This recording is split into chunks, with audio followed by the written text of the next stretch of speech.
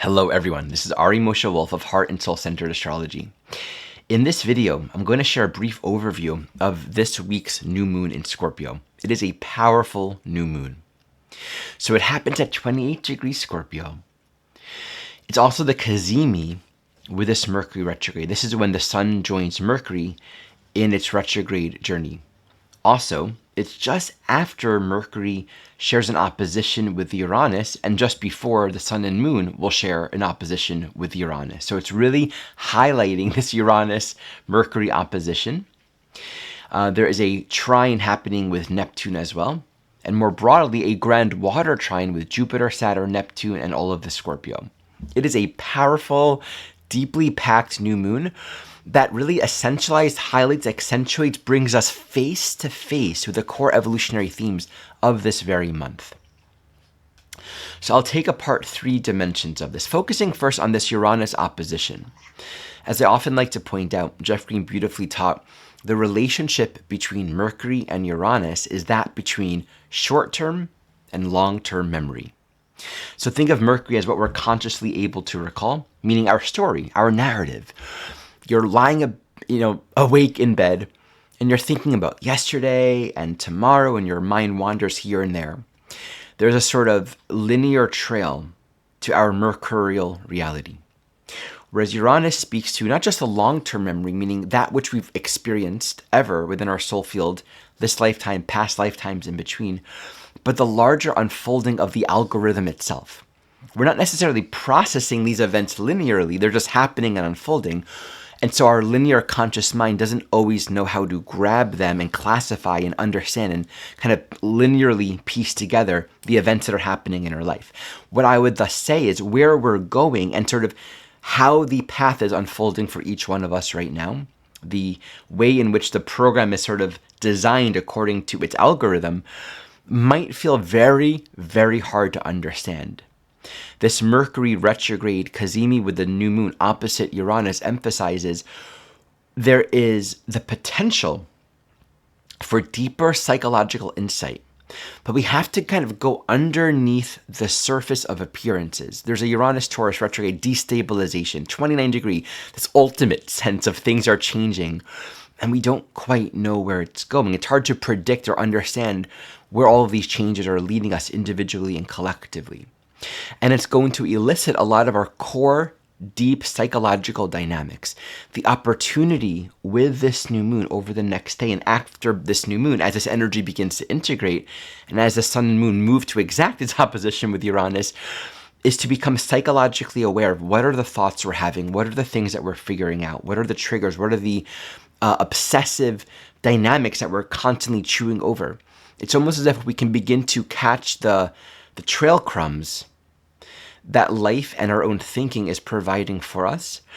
There are essential questions, new thoughts, new ideas, perspectives, angles that might begin to emerge that says, oh, I've been really uncomfortable and obsessed or afraid of this, this, and that, or kind of holding on to this. Here's another idea that I've never had. Here's a question I didn't even think to ask until now. When we're stuck in fear, when we're stuck in the loop of our conventional conditioned patterns, we won't think of anything original. We're not going to come up with a new perspective. We're just going to repeat the cycle. This is breaking the mind out of the rut of conditioned thought and deepening our perspective of what's really beginning to happen, and fundamentally, what changes we can actually begin to make in our life. When we see a new possibility, when we see a new map, when our framing of reality is different, we're no longer feeling fear or dissonance with where our life is leading us. We can be in harmony with the trajectory of life, with where the path is taking us, and begin to think on a much more intelligent, higher level of consciousness. So it's a really powerful energy to be working with. Embrace the tension, embrace the discomfort of it. It's a powerful transit. One more point I would want to make about this Mercury-Uranus opposition is we can have a very strong sense of dread where the signals, the dreams, the archetypes that are emerging resonate with this stored, suppressed, subliminal memory. And so it's very tempting to become almost more guarded or jaded or protected or suspicious of the possibility of our world becoming even more destabilized. And yet, It's in these very oppositional dynamics where the discomfort is giving way to a shift of perception, to really be open to where the discomfort wants to give way to a completely new perceptual reality. And it's helpful to consider oppositions like this in general. Adam Gainsbourg once shared a beautiful quote about oppositions. Oppositions are about backward-facing conjunctions. I think he said something like that, right? The idea is to unify them. So the idea with Uranus and Taurus is being grounded and stable in the midst of change, holding a larger observer mind perspective to kind of contain and allow for the larger unfolding of the algorithm, even if we don't grasp it. There's a ground and a repose and an equanimity that we can cultivate with this Uranus. And that Mercury is empowered. It's not giving its power away. It's not getting overly excited. It's not losing its life force in worry and concern or victimization.